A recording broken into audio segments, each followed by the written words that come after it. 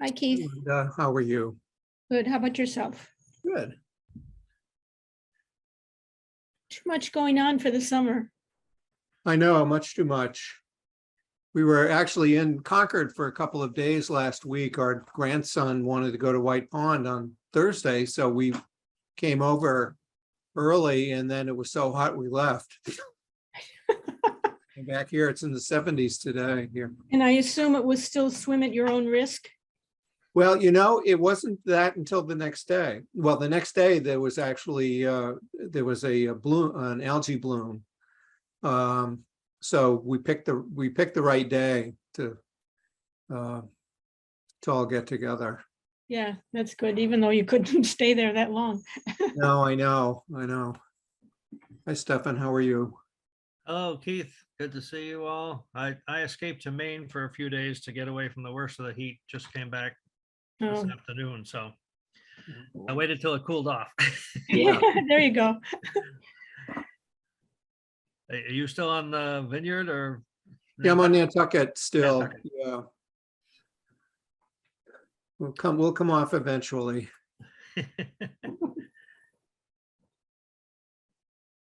It's a busy place here tonight. There's just right down the street from us, there's a $50,000 plate fundraiser by some people in the Republican Party that I wouldn't find myself voting for, even if I lived in the states where they are. Dr. Oz and JD Vance and just a lot of folks. I think that the Florida governor was here last night. Oh. Because because the money is lots of money here in the summer, especially. So, Yeah. and the Democrats come too. It's an equal opportunity donor haven. So, in fact, over the years we've gone to some events. I remember one night we went to when my wife was a newspaper editor, we went to a Republican National Committee cocktail reception. And on one night, and the next night it was a bunch of Democrats at a Ireland fund, and it was the same people there. But both nights, we saw Joe Scarborough at both events and different nights, and everyone was dressed the same, everyone talked the same, and the small talk was the same. So That's funny. That's funny. money is a great equalizer. So. Or not, as the case may be. Or not, well, yes, or at least among the donor class. Nothing's personal. It's business, it's not personal. Yeah.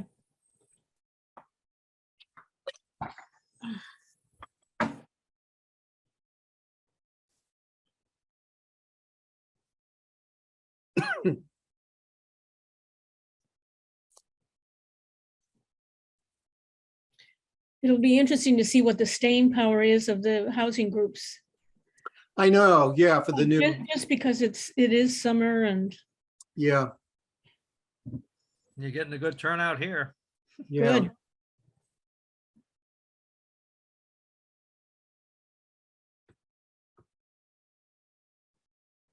Yeah, Zoom is a different dynamic for getting together. Seeing that cool ocean breeze is just coming in right now, so. Rub it in. Hi, Frank. Hi, Linda. Hi, Keith. Hi, Stefan. Good afternoon, everybody. Hey, Rich, hey, Hey, Ray, Ray. Hey, Michael. Mike.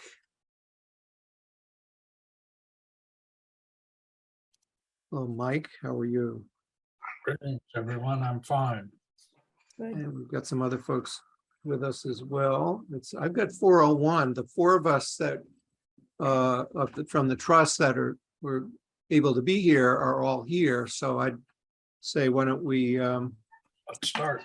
why don't we get started? And I am anticipating that we'll have Liz and some other folks here as well. So for Minuteman Media, I'll do a countdown.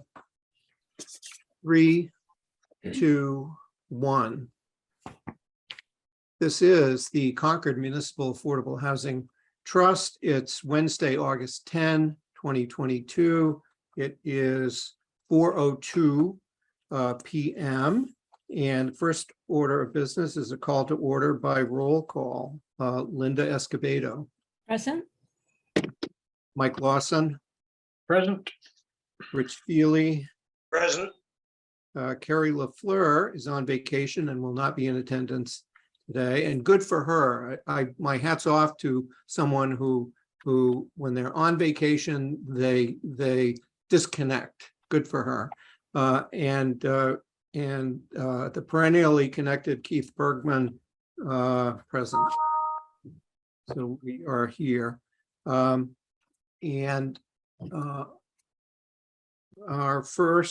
next order of business is approval of minutes.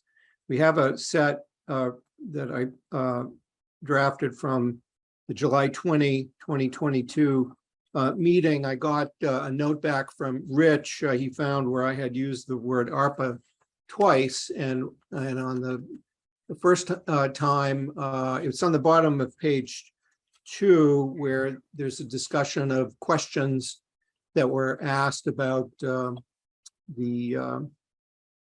Christopher Heights. Mike's question was sewer expenses and eligible use of ARPA funds, and that's how that sentence will read instead of what I wrote, which was Mike asked whether ARPA funds are eligible use of ARPA funds, which is I thank Rich for catching that.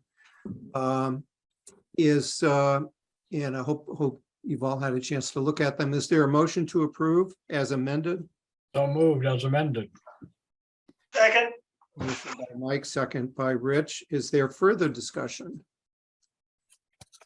Okay, so on that motion to approve as amended, we'll take a roll call vote. Linda? Aye. And thank you. Mike? Aye. Rich? Aye.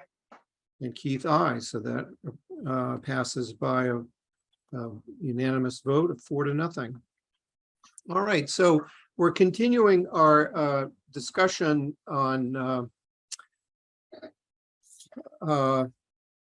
hopefully and we've got some folks here from other housing entities and other of our partners who are on the call, and we want to continue our discussion about coordinating affordable housing funding goals and priorities for the coming year, and what strategies the town can pursue to stay above 10% under the 2020 census.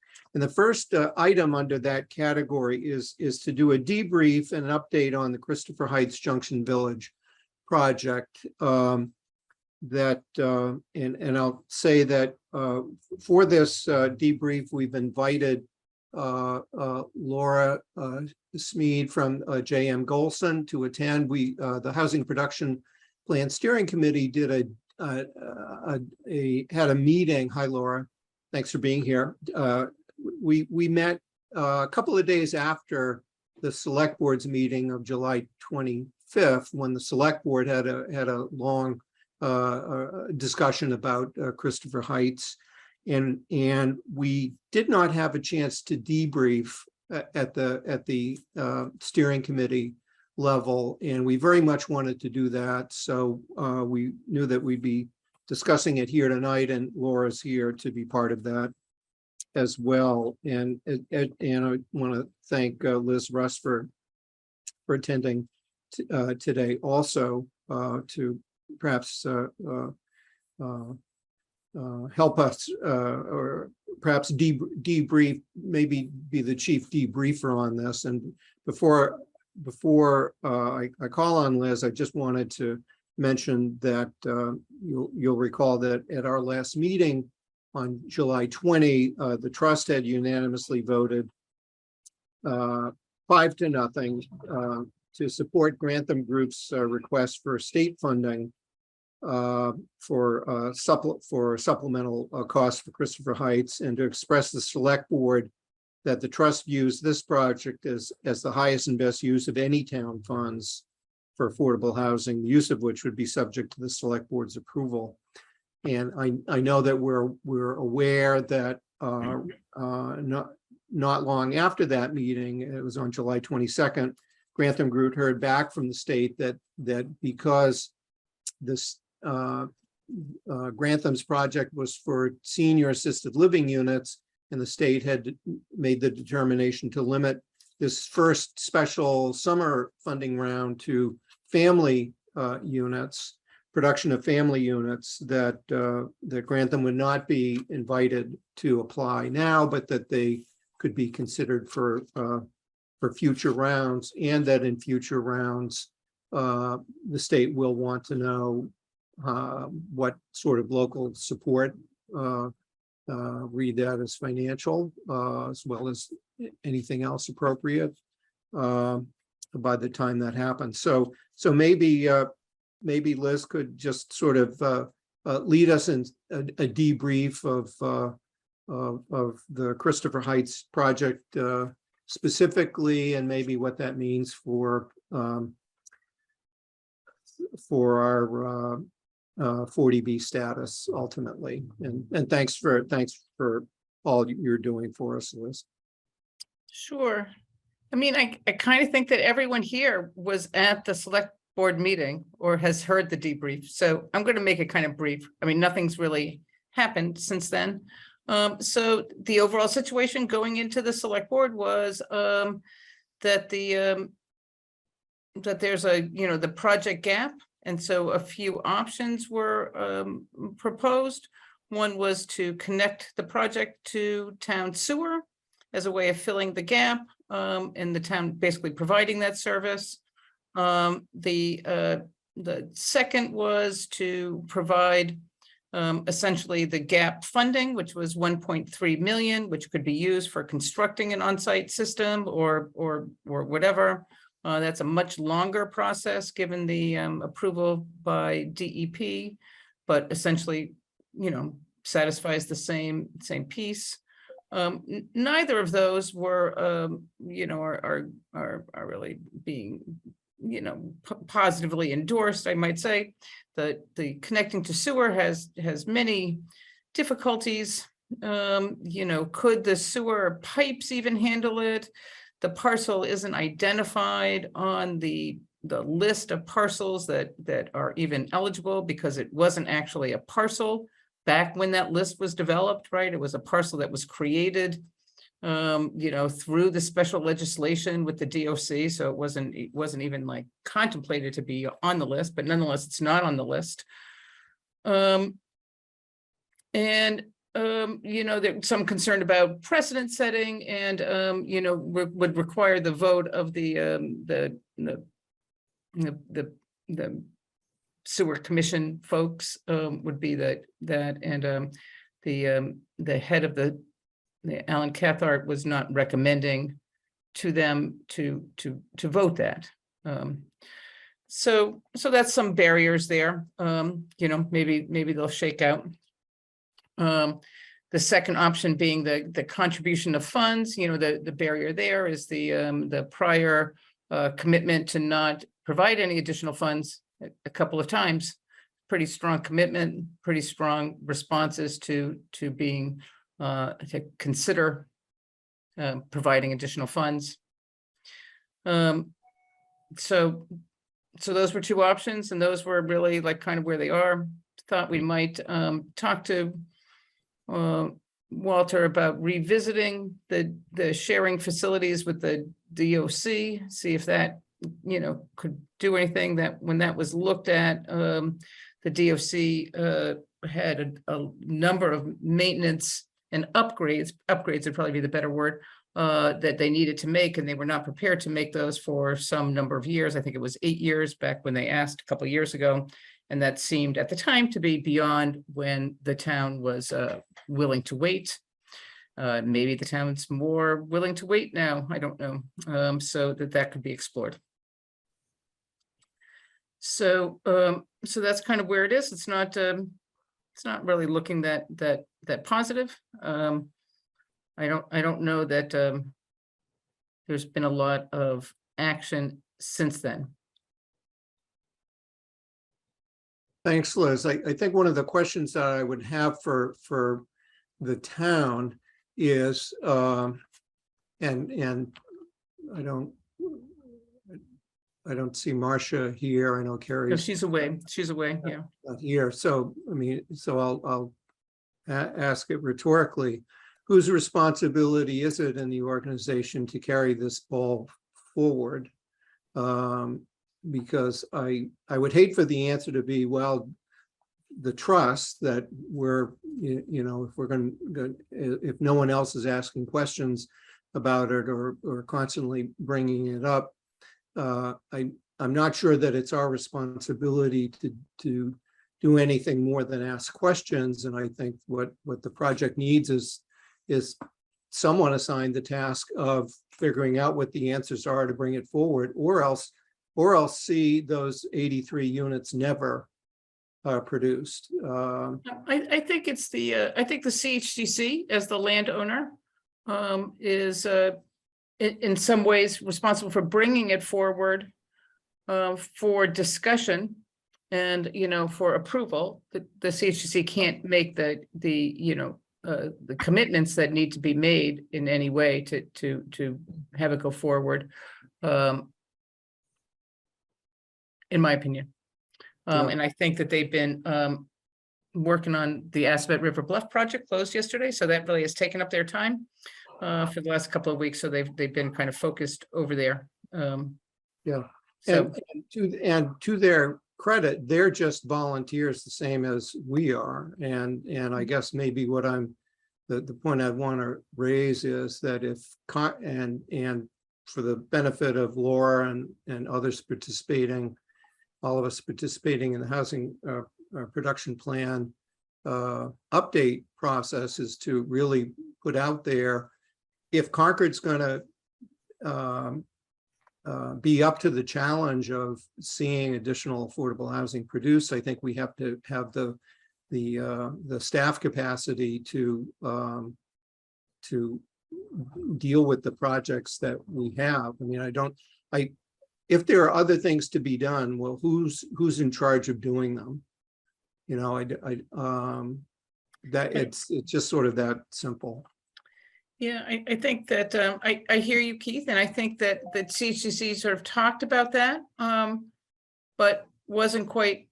I mean, there were a few things that were asked. One concrete thing was to have a meeting with Kate Racer, but she has not yet been available for that call, just to hear from her for the town, as well as there was a few other things that were asked to follow up.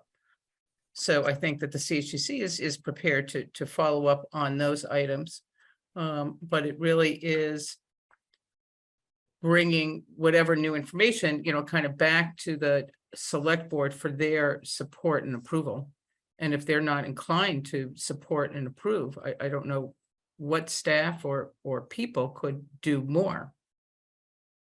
I mean, I've sort of laid out very simply, like the options provided, and the developer's not going to do anything more. Right. The CHCC doesn't have resources to do anything more. Right. And I guess the challenge, the question I'm asking, and I'll call on Rich in just a moment, is who is there anyone in the town organization that has responsibility for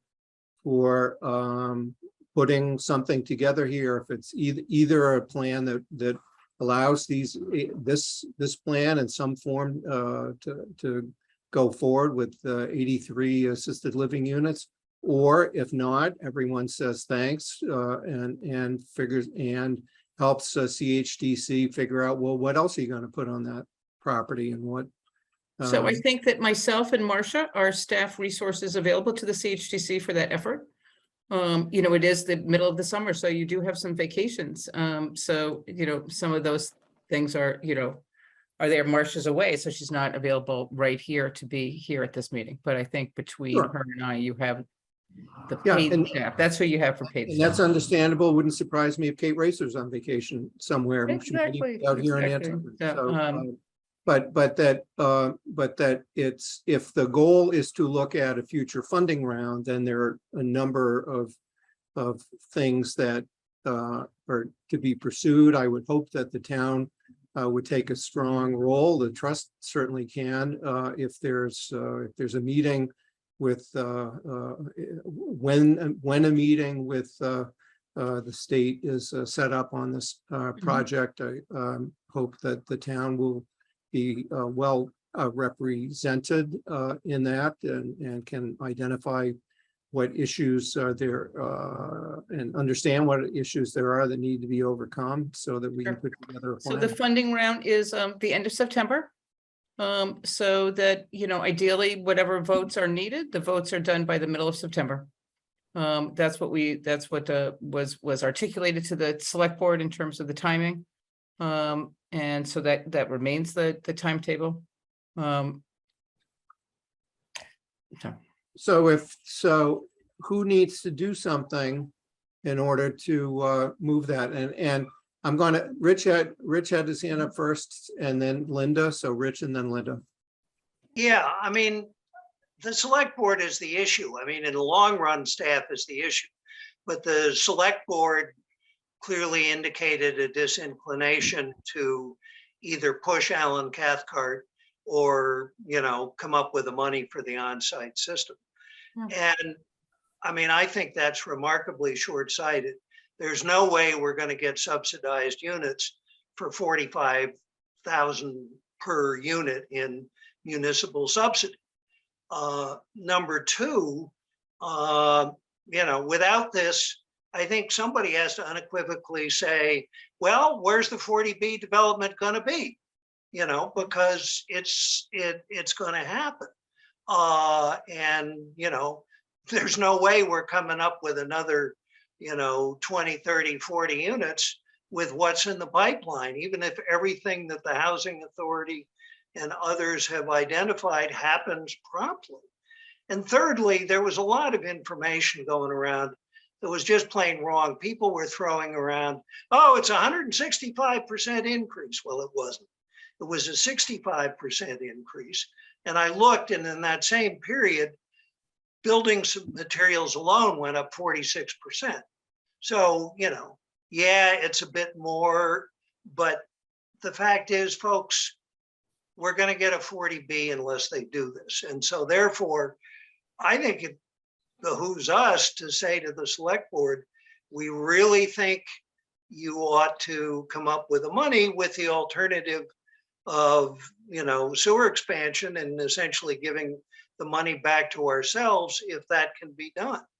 But somebody has to say that, because otherwise it isn't going to happen in September. There's nothing that Liz and Marcia can do. I think that the CHDC will bring it back to the select board, when everyone's kind of back in town at the appropriate time.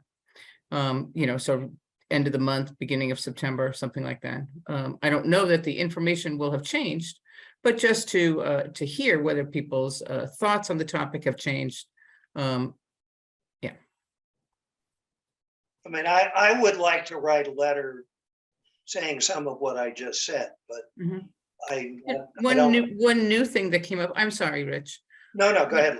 One new thing that has come up just recently is the climate action bill that got passed, where, there's the 10 pilot communities where Concord was, Right. thought to be one of the pilot communities, and you need to be in safe harbor in 18 months. So in December of 2023, right, 18 months from the passing of the bill. So should Concord drop or not do this project, right, and presumably drop below 10% and not be in safe harbor, by then would be ineligible for that pilot climate action program. Right, for fossil-free, Exactly, which is a priority of the towns, right? fossil Right. fuel-free development. Exactly. What's most interesting is that it may be that provision that sinks the climate bill, according to the news reports are that the governor's statement, I think yesterday, was that very provision was giving him agita, and he was having to decide whether he could bring himself to approve the climate bill at all, because that was in there. And there's been a lot of pushback from that. But you're right on point that if, there are many things that come from the state because of being in good standing with affordable housing, that's for Yeah. sure. Linda. So at the select board meeting Monday,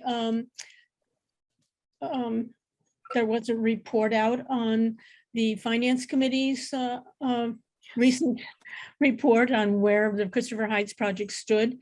And that elicited a question about, we understood that September was the deadline for the next funding round.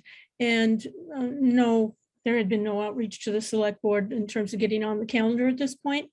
So that did come up the other night. And I guess, Liz, you've appropriately pointed out that there were a number of items that were asked for, including an updated pro forma, and the finance committee was also talking about this in terms of an updated one-stop that demonstrated that $8 million addition to the budget. And then, and it's been mentioned several times about this meeting with Kate Racer, so I hope that's part of what's being I think so. in play. I've said from the beginning in this whole process that the climate right now in terms of people's concern about getting this middle school built and the money that that's going to take and the impact on the taxpayer is sort of paramount in terms of people's thinking. So I think some of the points that Rich is making need to be voiced by multiple people, and clearly and by multiple people in multiple ways. I guess it was concerning that in the select board packet, when this was initially discussed, there was a letter from Grantham that showed an $800,000 commitment from the trust. And that was part of the letter that was in the packet. And the trust had not voted on that. I mean, I'd be willing to, but we sure didn't. Right. So I think that there needs to Yeah, needs to be it an explanation for that and some aware that that's. it was unfortunate. I want to say it was unfortunate that letter went out the way that it did, the letter of intent, because the email that I saw, the letter of intent went out after our meeting. And so our vote was known as of that, when we had a, forget what time we met. That was at 4 o'clock. Yeah, it was 4 o'clock. We took our vote, and there was the developer didn't seem to know anything about it when by the time he submitted his letter. So that was disconcerting. It also looks like the developer knew that that at that time that the funding round that we were all so excited about, a special summer funding round, was that he wasn't eligible for it because it was limited to family units, and the record indicates he knew that before we even voted on it, but we didn't know that. Yeah, and this is a kind of action that's happened before that really undermines credibility, which was a significant issue in the earlier actions that the town took. Yeah.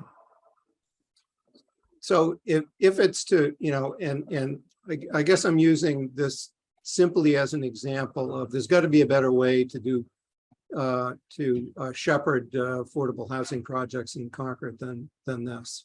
And I hope that through I hope that the housing production plan can be an opportunity to find expression for what is a process by which we might do that. What are the resources that are needed to help build a case having the skill sets there. But even with those skill sets in place, as others have said, if you don't have the policy support to do, to go forward with projects that will produce the units, then that gets you an unfriendly 40B. And that is another way to get above 10%. It sure is. May not like it.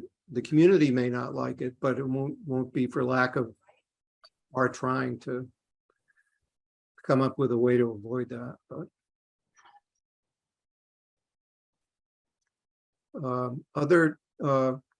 so what I'm hearing is that the matter that the ball is to some degrees is in the CHDC's court to bring something back to the select board. So there's the opportunity to go for funding in the next state round. And that's not inconsequential funding. It was, we were talking about $7 million, if I was following it correctly. $7 million is the upper amount per project that's available. And with an $8 million shortfall, that gets this project pretty close. And that other funds appear to be available, if including $1 million in the trust and ARPA funds locally, should the policy decision be made by the town, by the select board to go forward. And that's their call. They get to do that. They get to say no. But we just want to make sure everyone understands what happens with a no or no action. It gets you some units somewhere else by a private developer, and that may not be where you want them or at the density that makes the town happy. I wanted to just clarify, thank you, Keith, that all of the funding is being applied for in the September round. So none of the funding that was previously awarded is considered available to the project now. So the project's asked to reapply for all of the funding it needs. So it's more than just this $7 million. It's not just the increment, it's the entire Yeah, project. exactly. Thank you for that. Thanks for that clarification. And that makes sense too, because they can't do the project at the original cost. So, yeah. But it still has the caveat that they expect additional collateral town support. Is that Yes, correct? Call you that's back. correct. I will do that. Okay, love you. Thanks, bye. Oh, can Ray, you're not muted. Right. Love you too, right? So Keith, it seems to me we could do one of two things. We could take I think there's some consensus on this board that, consistent with what we said before, this is the best way to use the available money if we want a large number of affordable units and we want to avoid 40B. The alternative is to write a letter, which we would all get to edit, to the select board saying the same thing. But I think we've got to do one or the other. Yeah. Thoughts about this, and in my view, what has changed, sort of the sea change that happened between the time that we took our vote and the time that the developer, that Grantham officially heard back from DHCD the next day, was when they were told, no, you can't apply in the summer round, you can only apply in the fall round. I think I was of the understanding from our discussion last time that timing takes us beyond May, and I'd be happy to be corrected, but a later funding round takes us beyond the point where building permits could be issued by next spring. That there would be no practical hope of building permits to be issued by next spring, when the state kicks in the new denominator, the new 2020 census figure. And so that would certainly expose the town to some period of time, even if the building permits could be issued, say, later in 2023, that there would be some period of time when we would be below 10% and exposed to an unfriendly 40B. Rich? Yeah, but I think it's worth doing, even though that's true. If some developer's out there and he's thinking about amassing some land to build something, if he sees that we're going ahead with a project and it's 6 or 9 months away, he's not likely to wager that he can get a 40B. If he sees that this project is dead, I mean, if I were a developer, I'd go buy Crosby's lot right away. I mean, this is the kind of thing that, I think if it's moving and not dead, it will deter a 40B. If it's dead, there's no way we can get to this 10% target in 5 years.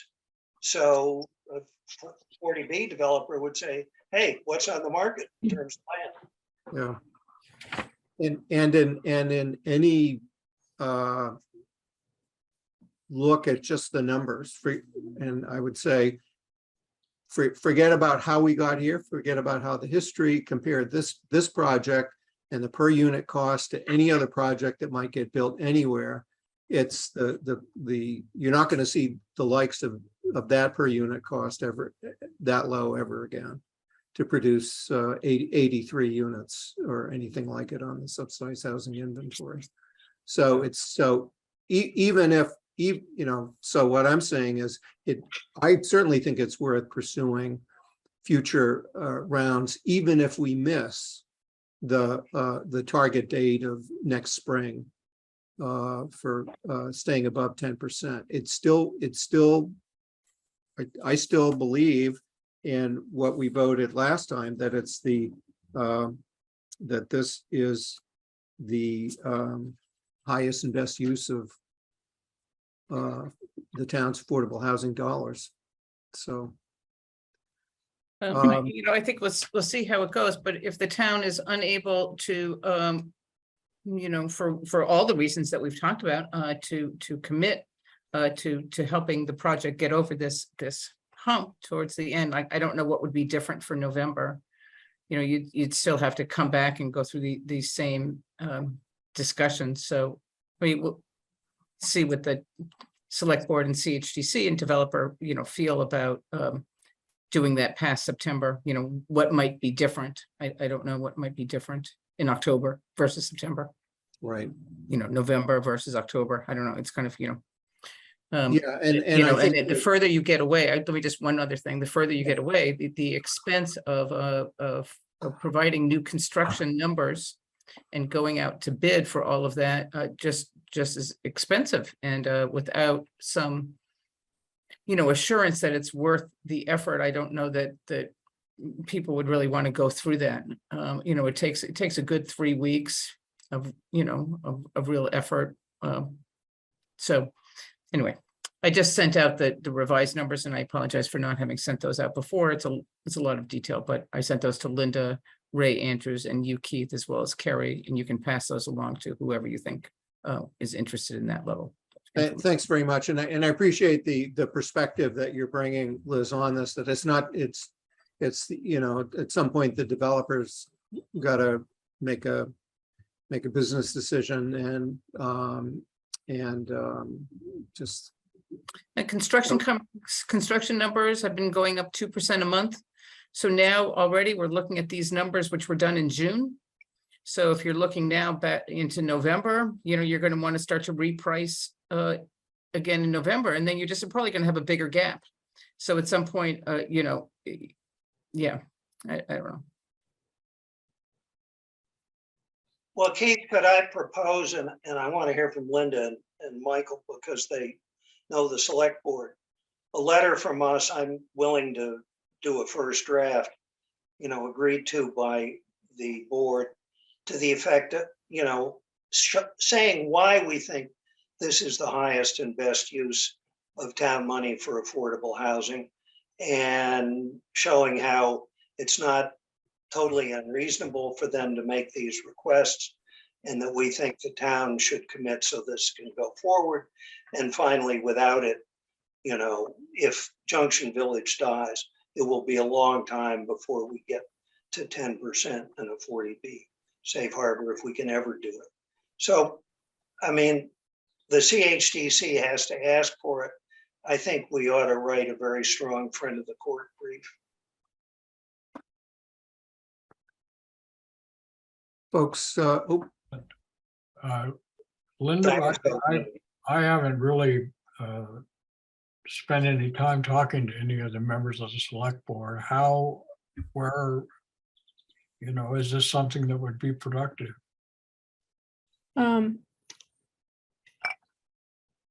This certainly is the time to do it if we're going to do it. You know, to have a letter such as this, you know, at least forces people to step back and think again. I would also add to that letter that's town in ARPA funds and Yes. ARPA funds that are available for this purpose, for affordable housing. And then I would also say that I think not everyone has an appreciation for what is the value of being in safe harbor. And in fact, there are some people who discount it. So I think, and Keith, this is a point you keep coming back to and trying to link to some of our discussions. I think that needs to be part of the letter, you know, persuasive comments on it, on that as well. Yeah. And was the point that Liz made earlier brought to the select board's attention? In terms of the construction escalation, or? No, the earlier remarks she'd made. Liz, you're gonna help me out here. You were explaining that there was a change that was going to happen, I think, and I mean, the climate change Yeah, consideration climate. in the pilot program. Mhm. Yeah, the tie into that, I think that that's an important piece too, because that came up Yeah. since then, right? So the Yeah. things that came up since the initial memo, so the CHC can update their memo. It doesn't, Do we you have know, yeah, do we have a sense of when that climate action will be resolved? tomorrow, Tomorrow?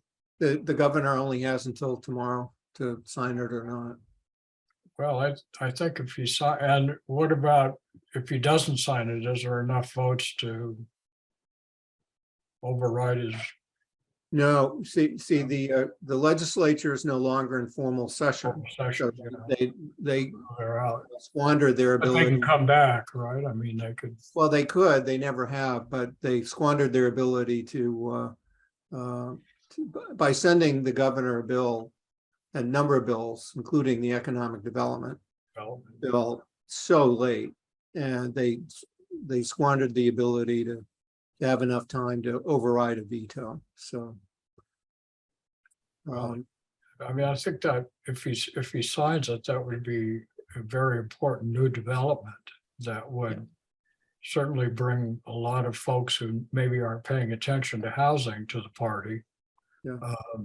You know, what's funny is that Matt Johnson raised that at the select board meeting. I'm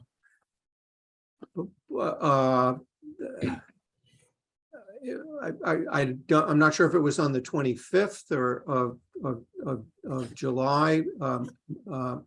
Might have been the days or even before, but I know that Matt is when Matt mentioned it at a meeting, I went and looked it up because I hadn't heard about it before. Yeah. So I know it's been in front of the select board for quite a while, but it's certainly worth underscoring because there's a lot of, you know, just what happens to you when you don't get, when you're not in good standing on affordable housing. And Yeah, and he mentioned it at a macro level, whether or not he had actually had the details of the text in terms of these deadlines and eligibility is another thing. So, yeah, to link it here would be very important if in fact it's still on the table.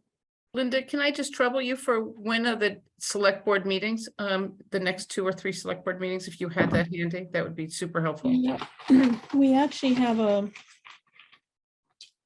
special section, executive session next week, and whether or not there'll be a regular session added to that is not clear right now. And then the next one would be the 29th of August. And then it looks like not until the 12th, Perfect. Thank you very much. unless again, something got added. Diane has had her hand raised. I'm going to call on her and then I'll come back to the rest of us. Diane? Thank you, Keith, so much. I'm in New Hampshire, so my camera and things are not as functional. But what I wanted to say is that I'm particularly moved by the whole discussion, but by Frank's notion that a lot of people should be writing the select board. And I just wonder how many people in town are even remotely aware of what's going on in the dog days of August, when we've all been, in very hot weather and probably not as energetic as usual.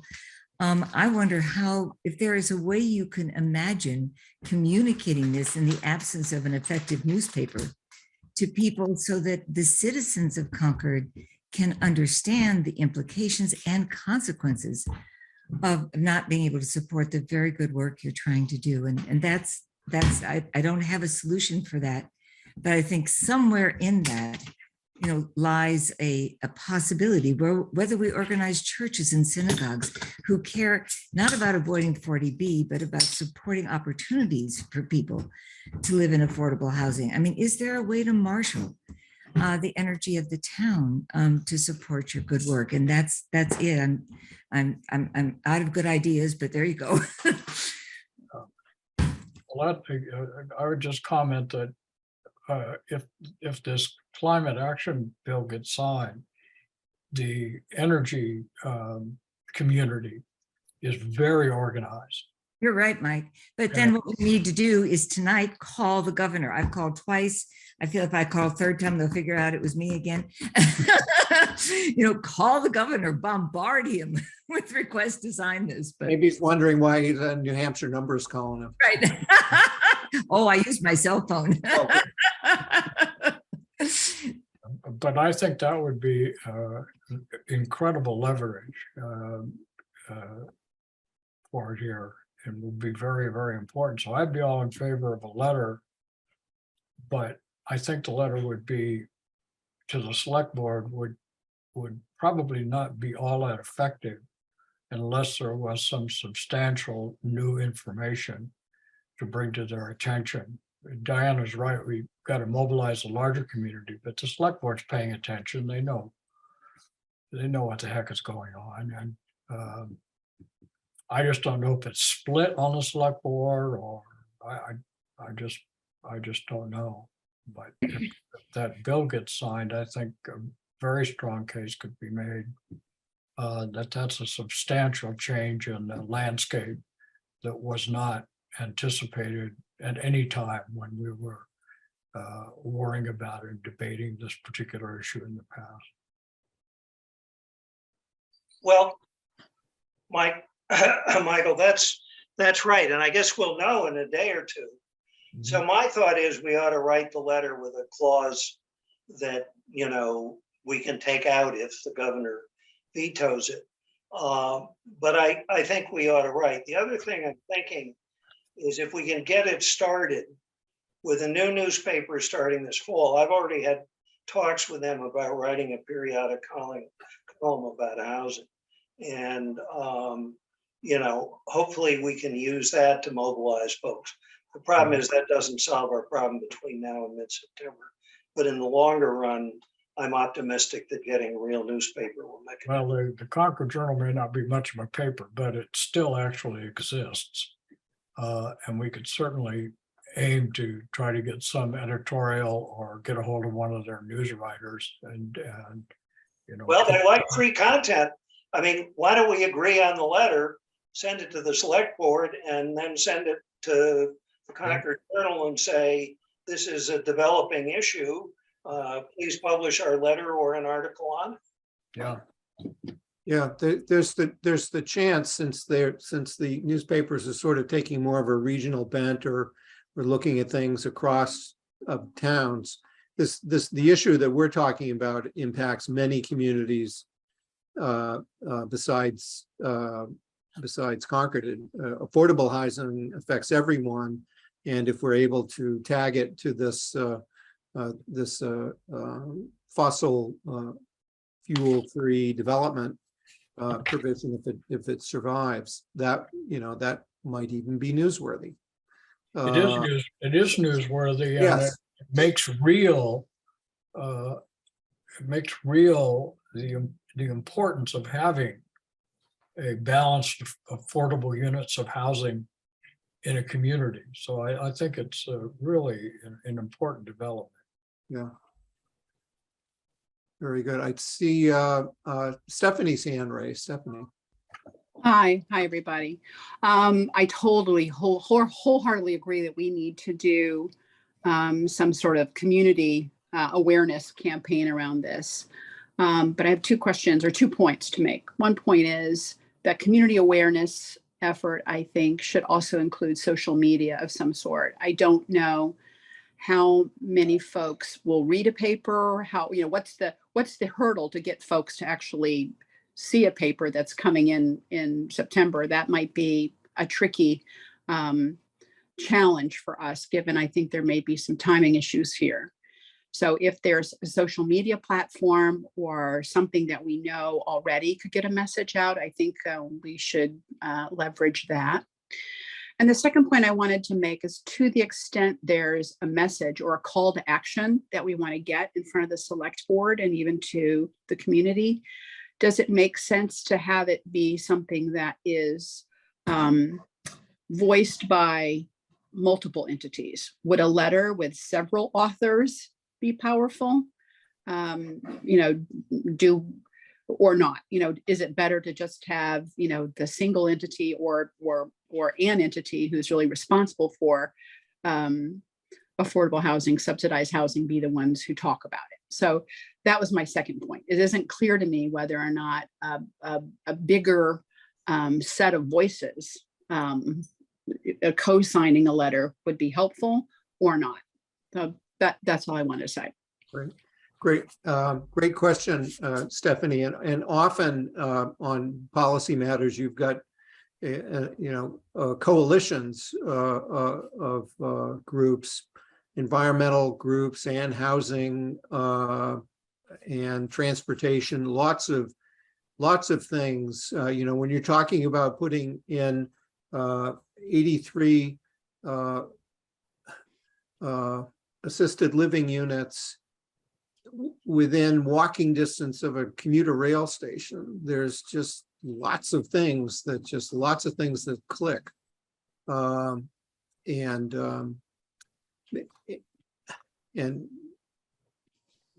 I think probably the starting point to this would be to, as Rich has mentioned, is to draft a letter, and maybe we just take it from there. There are opportunities. Among the opportunities to bring it to other people's attention, there is, we could just produce a draft letter and circulate it to other town boards and entities that we think might be potential sponsors.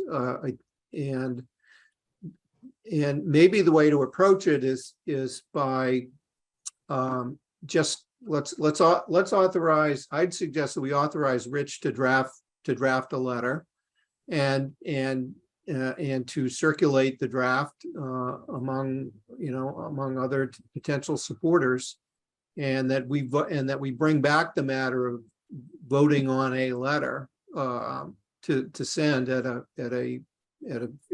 our next meeting.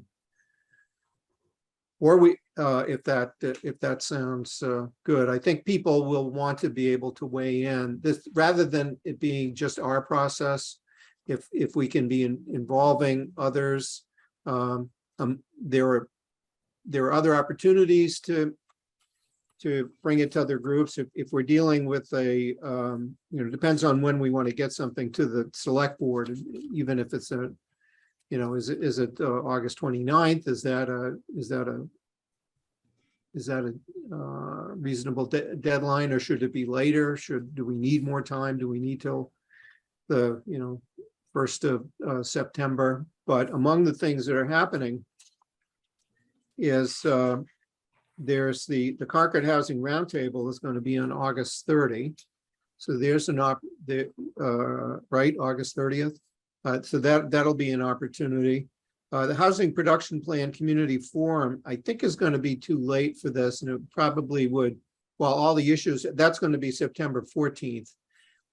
And while all of the issues that we're talking about should weigh heavily on that community forum, I think the fact that it's on September 14th might mean that it's comes a little too late for us. But before then, there's, I think, in August, there's a monthly chairs breakfast meeting. I don't actually know if there is one in August. There is. There is, okay. And you know, recall when that is, or could you? It's on the 17th at 8 in the morning. Okay. I think that's an excellent opportunity. We'll have a captive audience. It's very well attended by lots of committee chairs. There's a whole, the screen is filled with them. I think it would be an opportunity, and there are all kinds of committees that are there and this would be an opportunity for us to pitch to other groups. So Well, forgive me, but I think the timing of this, to me, at least, seems to be a sooner than later thing.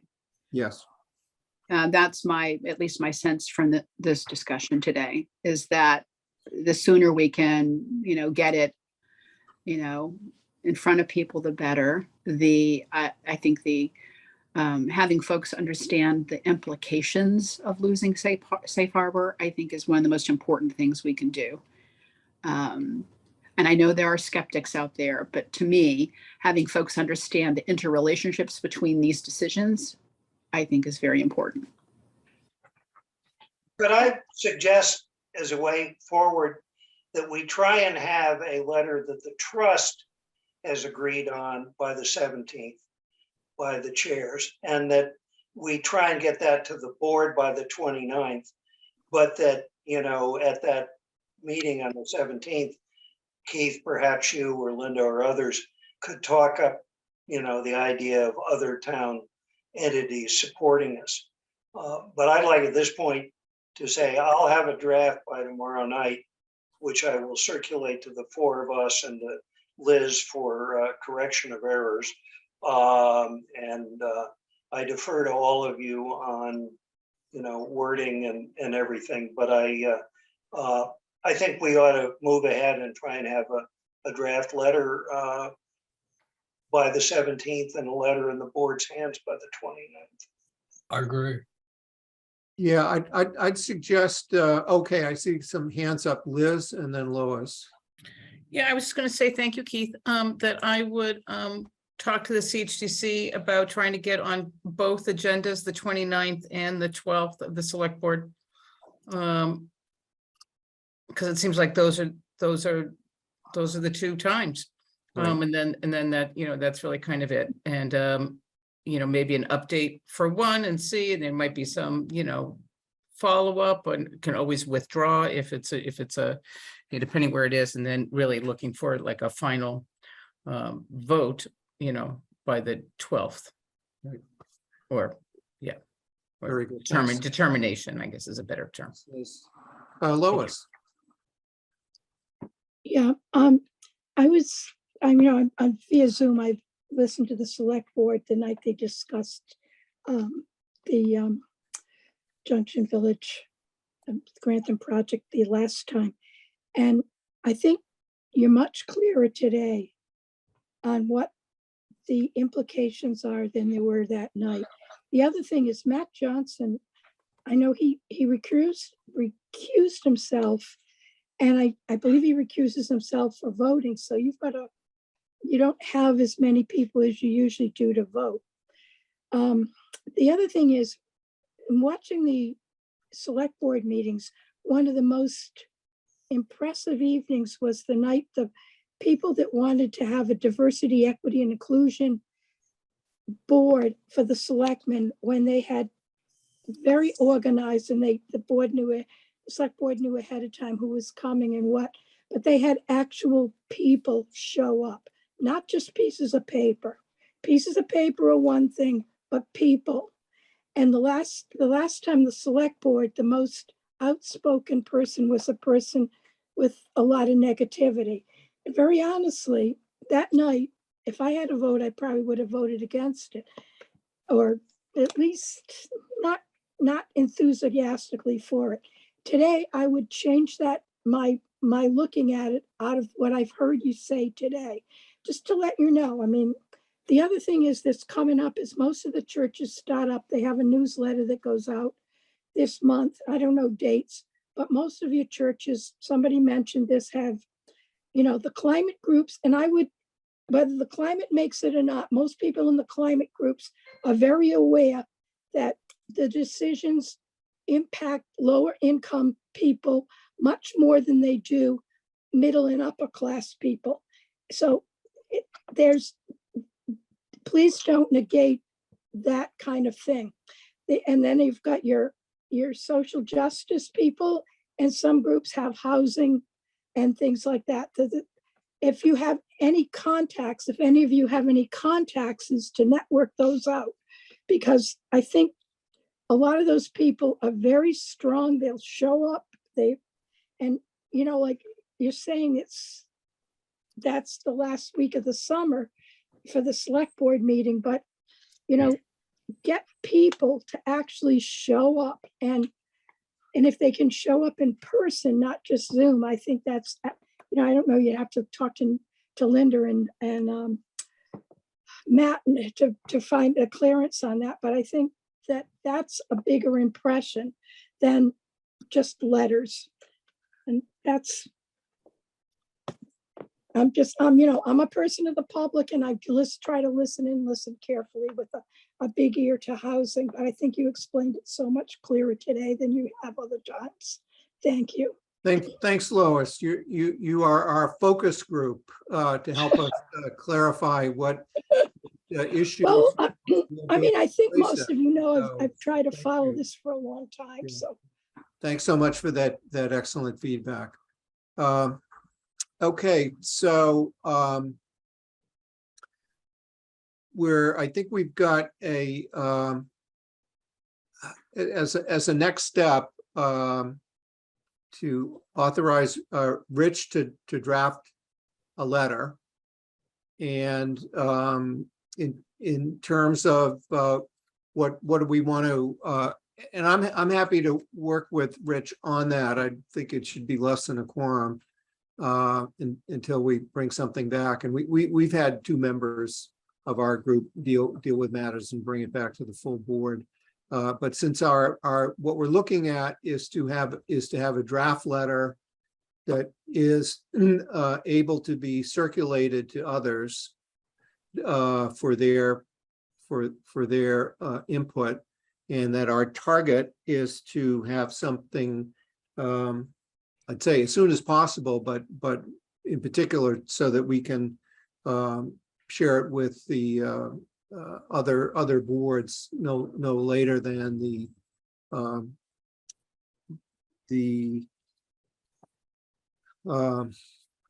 meeting, the August 17th Chair's Breakfast. So how about a motion to authorize Rich and Keith to draft a letter along the lines that we have discussed?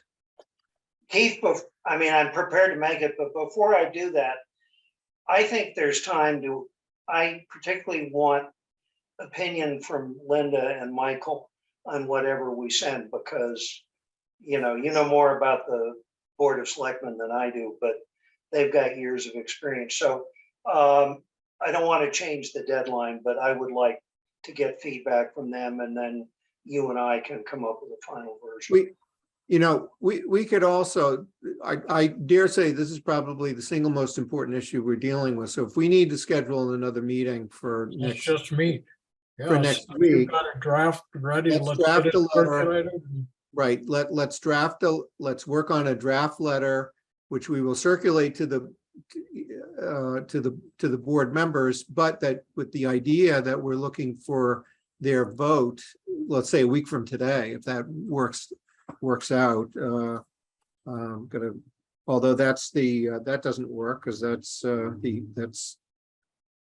17th, right?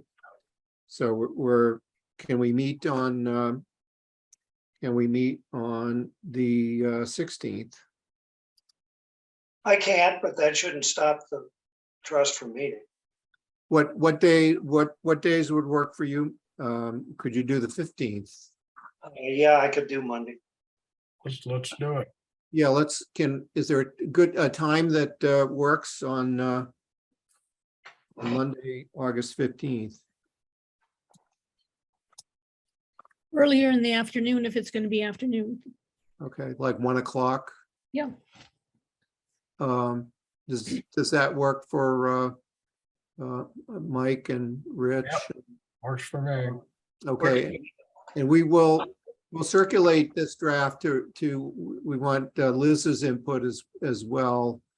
And I don't know if Marcia's back by then, and perhaps not, but All right, let's be just a minute careful here about how we're going to manage the input, yeah. so we don't get into some open meeting law trouble here. So could all feedback go back to either you, Keith, or Rich? And we'll So prepare a revised draft that we submit to the full board. Yeah, but no circulation of our comments. Right, your comments should go, individuals' comments should go to one, I'd say one person. Why don't you send them to Rich? Okay. That's Individual comments to Rich, just so we're not emailing, doing. So, all right, so is there a motion? All right, first off, our next meeting is going to be at 1 p.m. on Monday, August 15th on Zoom. And in preparation for that meeting, we want a motion to authorize Rich and Keith to draft a letter regarding To the select board, Yes. supporting CHDC's application for funds so moved. to support Junction Village. So moved. Second, motion by Mike, second by Rich, to authorize Rich and Keith to draft a letter to this proposed letter to the select board, which would be which would be the subject of our agenda on August. I'm worried that having two people identified puts us in the subcommittee category, which is going to be a problem again. Yeah, I'm happy to take my name out because I know I will have comments that I can get directly to Rich. So thought that why don't we authorize Rich to draft the letter, and the motion would so read. okay, yeah, but I look forward to a round of feedback and correction. before You will get it from each of us separately. Separately, understood. And you will Yeah. and that will keep us safely away from the district attorney. Well, it's not the DA anymore, it's the AG. So I'm showing my age. Open meeting law violations used to be the district attorneys. So, okay. On that motion, and I'm sorry that I'm not going to repeat it. I'm going to go listen to this tape after the meeting and make sure and transcribe transcribe it accordingly. On the motion for Rich to draft a letter for our August 15th meeting. Roll call vote, Linda, Right? Mike, Aye. Rich, Aye. and Keith, aye. So, all right, so that is a unanimous vote, and thank you all very much. And I'm very glad that we took the time to figure out what we could do as the next step, and to keep hope alive here. So thank you all for your encouragement and support. All right, next item is an update on the housing production plan. And since Laura was going to be here anyway, I thought it would be an opportunity to mention to those who are watching us on Minuteman Media. I hope this video gets posted prior to the community, prior to the September 14th Housing Production Plan Community Forum, because there's kind of a lag time on when our videos are seen by anyone. But for those of you watching, there is a community forum that on the Housing Production Plan update on September 14th at 7 p.m. On Zoom. And maybe if the team, we've got Liz and Laura from the Housing Production Plan update team, maybe just give a quick summary of where we're at and what kind of things we're dealing with to pitch to our captive audience. So. So we're well on our way on this housing production plan. I think we have a good understanding now of updated data, thanks to Liz and her team on housing data, housing needs.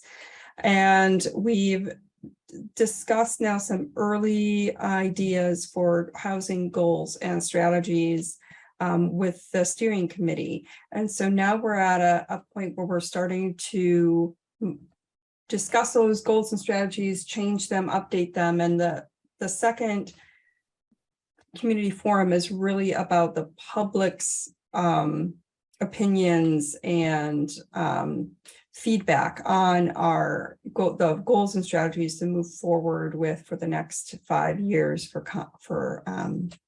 Concord.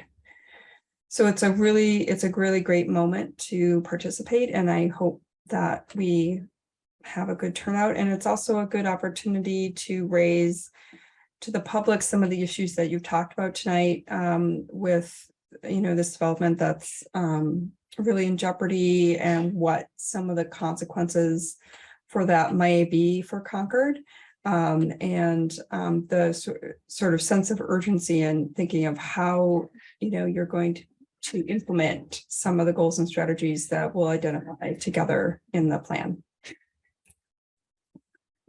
you want to add anything, Liz?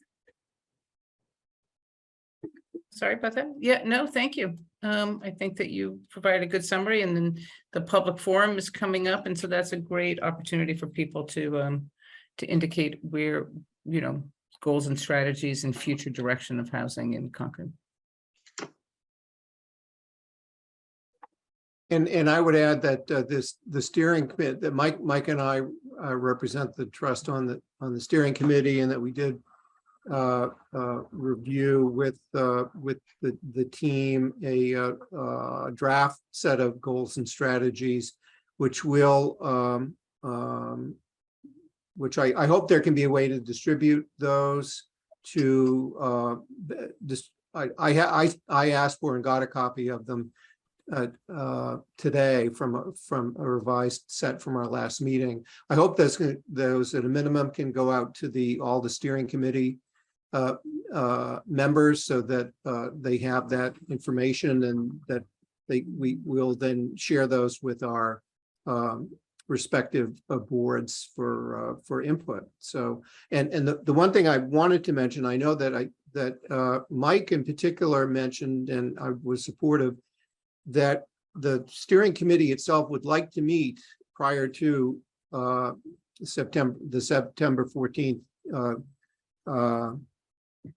community forum. So I hope that a date for that can be chosen. So we're not all, we had one opportunity to be presented with a draft set of goals, provide some initial input.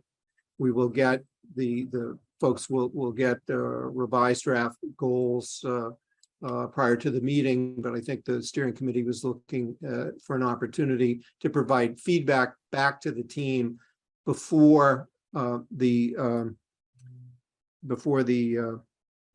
community forum on September 14th. So if it's possible to get some dates out to the steering committee members of when that might be. I know we're all, many of us will be gathering together on on August 30th for the Concord Housing Roundtable, the quarterly roundtable. I don't know if we can do a twofer that night since we're all there to, have maybe meet an hour before that as the steering committee, and then meet for the housing roundtable.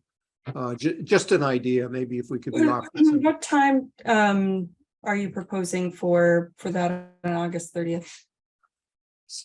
7 p.m.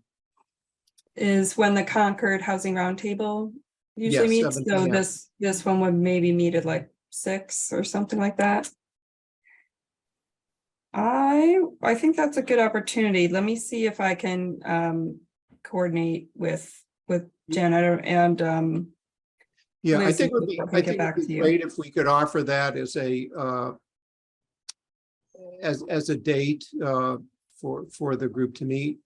And it would be an important, frankly, it would be an important topic that we'll want to update all of the entities for our quarterly housing roundtable on, but Yeah, and I did send, I've sent some outreach materials and so to Liz and to Marcia and yourself today. So I know they can forward that to the steering committee. But I think the sort of outstanding item is trying to coordinate an additional meeting to discuss those changes. So we'll have to get back to you on whether the August 30th date will work or not. Right now, it's looking like it may work for me. I will see if it will work for Jen.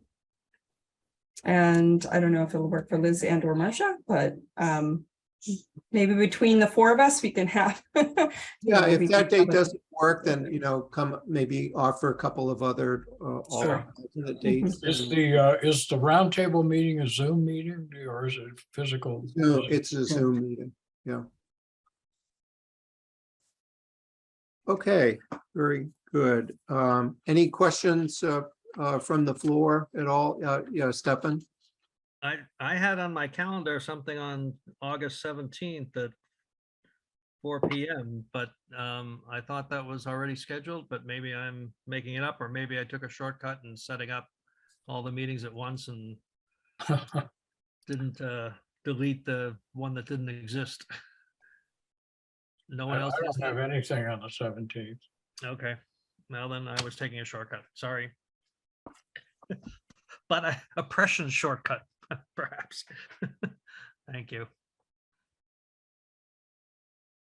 Yeah, August 17th at I think 8 a.m. is the chair's breakfast. That's next Wednesday. And so the trust will be meeting next Monday at 1 p.m. So thank goodness for Zoom. Okay, any other questions then about the housing production plan update? Thanks, Laura. Thanks, Liz, for your work. Thanks in absentia to the rest of the team as well for all the work on that important project. Okay, next item, let me do a time check here. It's 5:17. I thought I saw, maybe I'm imagining that there was someone had a hard deadline at 5:30. I Um, do, I okay. do. I'm on the board of an organization that has That's- far more trouble than we do. Okay, Their meeting. okay, very good. So, Matter at 5:30. Sorry. so let's see what progress we can make on the remaining agenda items in the next 13 minutes. And I would say let's see, next item is affordable housing funding requests for CPC, ARPA, town, and trust funds. And all I'd want to do tonight is to at least put on the table, I think, what are some of the summary of what we've been hearing about, what various housing entities might be looking for. We've identified as a top priority Christopher Heights. And if I dare say, close second by Assabet River Bluff. So I think we need to be looking at specifically what are the dollar amounts are needed and where's the money going to come from that. I know the Housing Authority and the CHDC have projects and things that they and the town itself goes to the Community Preservation Committee for funding for. I think the trust itself is going to need to go to the CPC this year for the first time. And we'll want to consider that because we're going to need to identify, since the state legislation for a dedicated funding source for the trust real estate transfer fee did not pass in the formal session that just ended, and will likely not be taken up in any form until the new session that starts in January. That we need to look at where could we get an additional $500,000 for next year so that we can continue to do what we're doing. And potential funding sources, it might be free cash backfilled by ARPA funds, as was done before. It could be ARPA funds directly. I doubt it'll ever be free cash directly. And if that's the case, I think we want to take a serious look at submitting our own application for community preservation funds, as many of our fellow agencies do, our affordable housing trusts in their communities. And what I hope is I hope that we're showing, the trust is showing the value of the trust, and that we can, make, we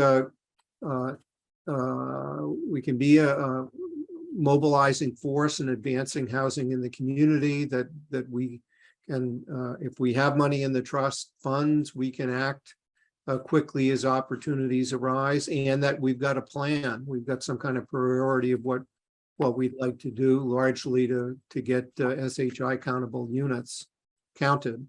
And I know that topic is something that the topic of priority funding is something we want to explore in greater detail at the August 30th Concord Housing Roundtable. We specifically asked that it be earlier than usual so that we could take advantage of be mindful of the September 17th funding deadline that the Community Preservation Committee has. So I don't think we'll be able to make further progress on that. And I guess what I would like to put out there is when it does come time to apply for a grant, I hope we can get the town staff to assist us in preparing the application. I think they do great work. I've read through some of those very complicated, that CPC, they ask for a lot in the grant application, and the town staff rises to the occasion and doing it for others. So I hope that we can call on them to write a grant application for us, should we decide to submit one to the CPC. Any comments or feedback from our members, Rich? Yeah, I think we should submit But I don't think we can submit, you know, a generalized request. I think we have to say, you know, we want the money first to make Junction Village happen. Second, to provide the subsidies, which are still undetermined, that will be needed to bring online the 5 units of affordable housing at Assabet Bluff. And thirdly, for the most promising projects on the Housing Authority list, depending on their ability to find a more reasonable way to build them. In other words, they're probably going to not be able to build them themselves. But, you know, those are the 3 things that are out there. And I think we ought to be specific that we want to address them. We want to address them in that order. We don't have numbers yet, but, you know, the process is long and we hope to have them before then. I agree that we ought not to just ask for a blank check, that we ought to have a specific plan of what, you know, what our ideas to do the money. Liz? Yeah, sorry. I think that the CHDC may ask for money to do the next phase of design for Assabet River Bluff. Not for construction, but to do the design phase. Great. Feasibility. So just to let you know that they haven't formally voted on that, but it seems they don't really have enough money to do it without, so. Right. Did they have a sense of what the design cost would be? No, but it would probably be around, I would say $50,000 to get through permitting. I think the including Christopher Heights in the CPC request might be bad timing. I mean, that's not going to be until whenever the annual town meeting is. I mean, I think that it's too late for Christopher Heights, the timing. Exactly, Mike. I don't think that Christopher Heights is going to work in this CPC round. I agree. Yeah, I think in terms of, and I apologize for mixing up my funding sources, but in terms of use of generically the town's funds for affordable housing, our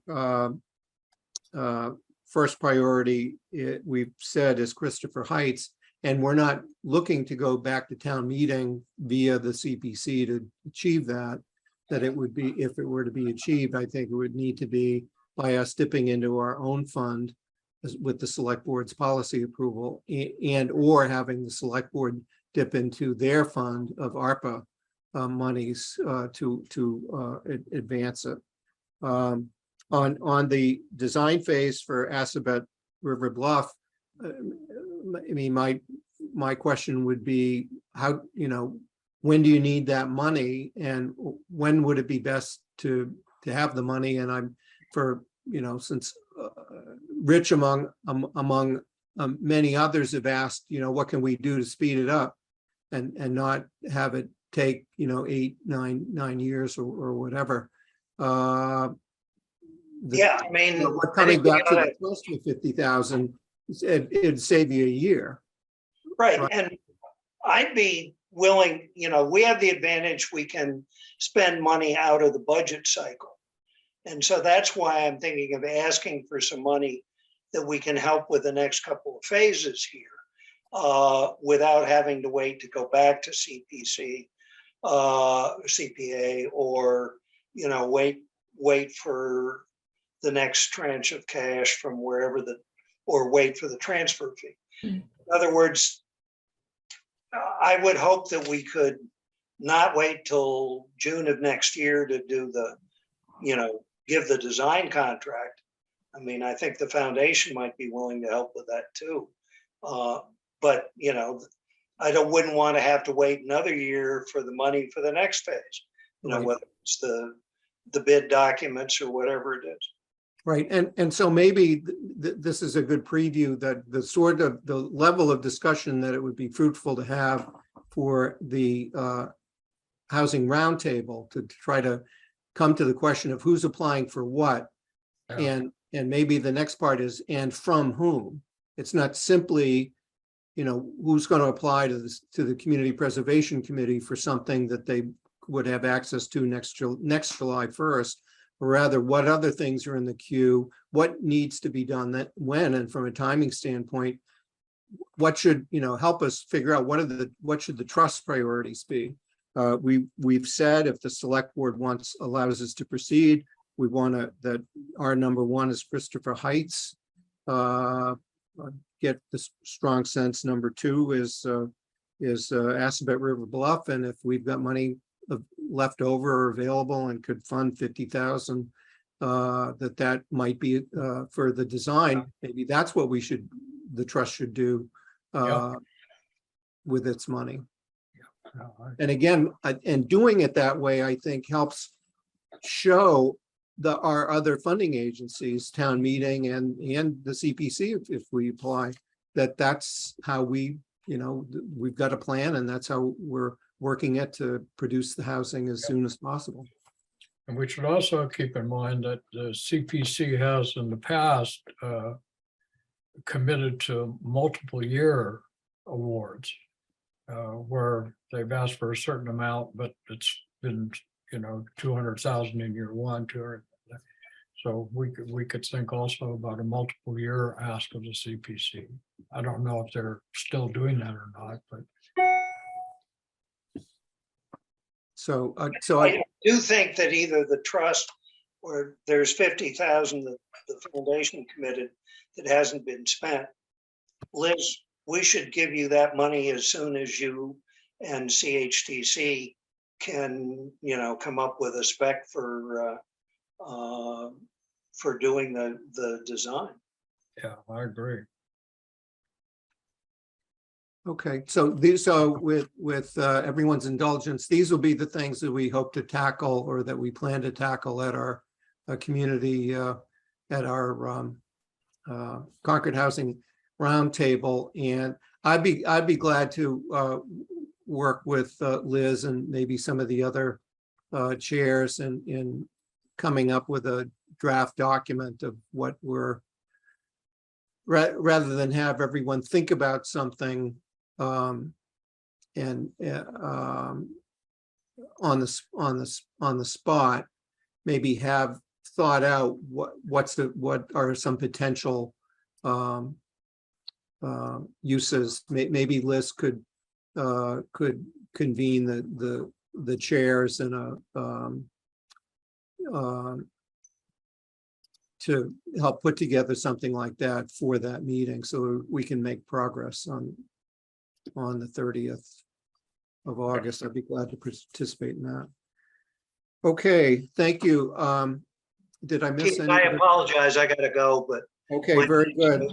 In your absence, we've already said that but despite Rich's excellent work with the LOHA Coalition, the bill didn't pass this year, but we're going to try again. And we're going to try earlier in the session, and there is hope because the thought is that Maura Healey favors it. So don't hold your breath, but the coalition is still very much alive. Rich, before you leave, I just want to, if people are not aware, within the last couple of days, Terry Rothermel passed away. Yes. Thank you, Melinda. A terrific friend of affordable housing. And the memorial is on the 18th at 10 o'clock at First Parish. But I think we should all acknowledge what he has done for affordable housing. Thank you. Before you leave, Rich, thanks. Okay, I totally agree. And, I certainly am going to write a letter myself. And if others want to do it who knew Terry, I think it's a good idea. Thanks. Thanks so much. There's also a Zoom link for that. You can call First Parish to get it if you need it. Oh, Right. thank you. you, Lois. All right, take care, Rich. Thank you. Okay, that update that we just gave was item 4, exploring sources of funds. That's all we got time to do. Assabet River Bluff, the deed is done. The deeds are done. The 1 acre has been transferred to the Concord Housing Development Corporation. Recorded in the Registry of Deeds yesterday, and the remaining 6 acres went to the town of Concord as open space. So those deeds are online. Our mortgage is filed along with the other instruments at the Registry of Deeds. So that's great news. And thanks to everyone who helped get us to that point. Next item on the agenda is Minuteman National Park affordable rental opportunity. I think yesterday I sent out the update from Mike and Liz on that topic. Is there, you want to give us a quick update on that? That would be great, and help us understand what next steps are. It sounds like a next step might come from the town, but in any event, if happy to hear an update on this. And thanks for your work. Sure. Liz, you want to start or you want me to? No, I think that you could do it, Mike, unless you Okay. prefer. No, I think the one issue that we should try to get resolved quickly is the issue of who will hold the lease. Mhm. I think that's the primary one. I don't exactly know how to resolve that, but the town could hold it, we could hold it, CHDC could hold it. So I think that's the first thing that we really need to get squared away. The second one that I think will require a lot of conversation is how much and what kind of subsidy we actually going to provide. In addition to a rental subsidy, because these houses are old and a little bit holy, shall we say, the utility bills tend to be fairly significant. So in addition to a rental subsidy, there might need to also be a utility subsidy. Other than that, there's just a lot of grunt work that has to get done. The select board heard from Simone on Monday, superintendent on Monday, and I'm reading tea leaves, but my sense was that because these units wouldn't count, there wasn't a lot of enthusiasm that I heard from the select board for this particular activity. I'm not sure that I heard from the whole select board, but the ones I heard from were not too enthusiastic about it. So I guess that's my quick update. You want to add anything, Liz? No, I think that's a good summary. I mean, it really starts with, who are the parties to conduct this, this leasing activity? And then going from there and then, devising the program. This would be the trust's rental assistance program for Minuteman National Park properties. So that's kind of the long title of the program, right? And so that you'd have an application for that would outline, people could apply, and then you would, select them and then you would sublease to them. If you presume that the trust would be the leaseholder, because it's your program, but then the trust would sublease to the tenant, and then, the trust pays the Minuteman folks the full rent every month, and then the tenant pays the trust the amount that you've agreed to with them, and then you're kind of holding the difference there. Minuteman has agreed to do all the maintenance so that you don't have to, hire the mower or do any of that, or if something goes wrong. But the tenant relationship would be held with the trust or the leasing agent, whoever that turns out to be. Yeah. And I would suggest that at a next meeting, not our one next week, but in our next regular meeting, we put on the agenda sort of the specific topic of how much and how that subsidy is going to be structured. And Liz put together a little spreadsheet that we don't need to share now, but when it's an agenda topic, we should really walk through our options of how we would go about subsidizing these properties.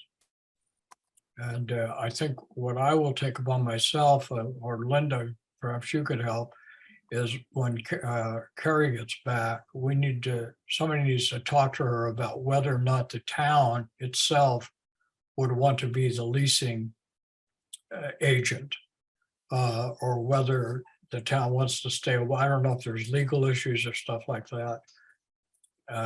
And so we just need to discuss it with her. Yes. And I think there, we have the town has some experience with past rental situations. And there are, some implications that need to be considered. Let me put it that way. Yeah.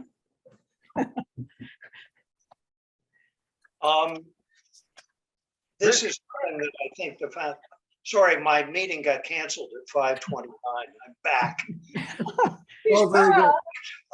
Anyhow, I think this is something the foundation, if we had a, reasonable target number, maybe the difference between what a teacher could pay or 2 teachers could pay and what the Park Service wants. I think we could maybe raise money from the foundation to cover that. I think we're reluctant to become a landlord, however. So that raises the question of, could the trust do it, but with a commitment from us to provide the $15,000 a year, $20,000 a year, whatever it's going to take to make this affordable to people who work in town. I haven't seen Liz's spreadsheet, so I don't know how much we need. I would just add an additional item that came up on I guess it was at the select board meeting. The Historical Commission raised some concerns at that meeting with the superintendent about all of the proposed houses being put up for rental, being considered, quite frankly, because of their historical relevance and for the park itself and for the public's viewing of the park. And so that question was raised.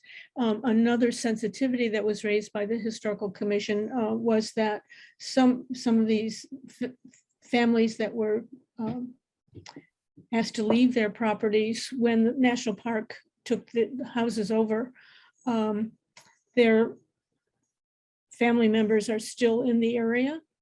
And so she was concerned that there might be some PR issues related to the rental of some of these properties going forward. So I just want you to be aware of this Sure. coming forward. Yeah, those points were made by Melissa Salfield, the chair of the Historical Commission. Yeah. Right, yeah. And to Rich, I think to the national park, the kind of arrangement you spoke about would be unimportant to them. They just want to guarantee that X amount of money is coming from a town entity. How we make our own hamburgers is Gotcha. not really No, but concern. yeah, I guess what I'm saying is if somebody's concerned that this is a unit that doesn't count on the inventory, I think it's something the foundation might be willing to fund, so we're not using trust money on units that don't count the inventory. Okay, so Linda and I will follow up with Carrie, one of us will anyway, and try to get that squared away. And the other thing, just to close, is that the lease and the rental assistance documents are probably documents that'll need town council preparation. So that's the second thing to talk to Carrie about, that if we go forward, we're going to need Mina or somebody to weigh in on those documents. There's documents available to look at, and probably Anderson Krieger probably wrote some of them. So. And before that, I mean, to the earlier point, I think sorting out who are the parties. on the lease, and how's the transaction flow of monies happening, and then you can actually create the documents and understand, whether there's insurance things that need to be done or what, or how, how does that leasing agent actually do whatever they're supposed to be doing, and what might be some of the concerns. I think that CHDC would be, not particularly interested in being the leasing agent, but you could certainly approach them with your request to administer your program. But We might be able to pay them something to administer our program. you might be able to do that. Yep, Might make it more attractive to them. yep.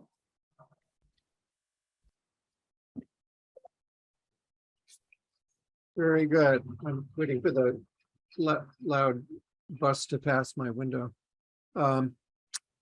Thanks for that. Thanks for the update. So we'll have that not at our next meeting, but at the meeting that follows for some further discussion and policy direction. Public comment is the next item. Any have something to bring up under public comment? Stefan. I was relative to the last conversation. I know you had a short-term agreement with the Concord Housing Authority to handle tenants at Assabet Bluff. Would you be interested in Concord Housing Authority talking to you about being the leasing agent for these national park properties as well? And if so, I will convey that to our board and executive director and see where. So we won't be holding you up if you decide you want to go in that direction. Great. It was really difficult with the housing authority. I'm just going to say this is a different arrangement. The housing authority's insurance agent wouldn't insure you, whatever, for the property. So we had to, the CHCC had to, I don't know, there was concessions made on both parties to make an agreement. All right, thank you. Thank you. But this is different because you're not really going to be doing the maintenance. Yeah. Okay. So maybe it's a different piece. You wouldn't have you wouldn't need the workman's comp, you wouldn't need the general liability, or maybe you would. I don't really know. I mean, I certainly would entertain that because I think CHA must have some experience with, the determining the bona fides of Exactly. of an applicant and, which dogs to send if they don't pay their rent and that kind of thing. That's what I was thinking too. But thanks for the update on the insurance aspects, Liz. Thank you. Yeah. So it's a different arrangement, right? This would be more administrative. Mhm. Yeah. Okay. All right, very good. Any other, yes, Ray Andrews.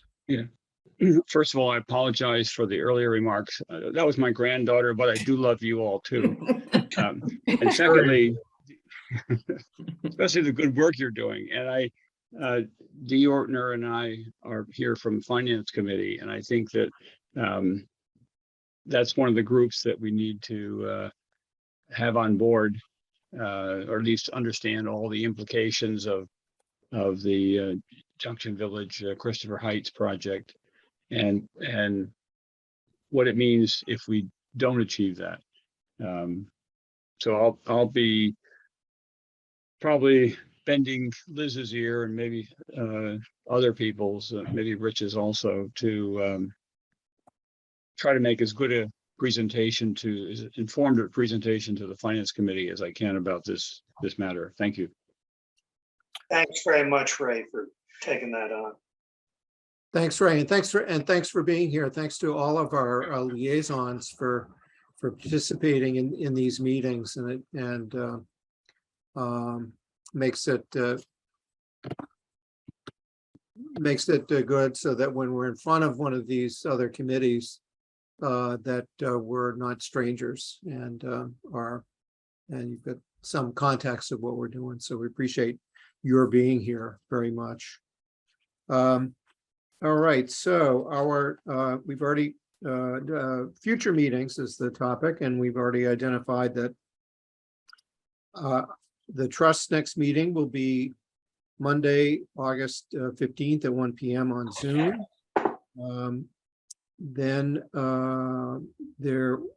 for our information's sake, on Wednesday, August 17th at 8 AM is the chair's breakfast, when we have an opportunity to pitch to other boards. Then on Tuesday, August 30th at 7 PM, a Concord Housing Roundtable, and perhaps that same night at an earlier hour, a Housing Production Plan Steering Committee update.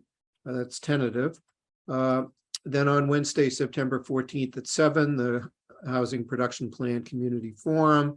And the reason why we're doing much of this in the summer, the Friday, September 16th at 4 PM, the Community Preservation Committee's funding application deadline for next year.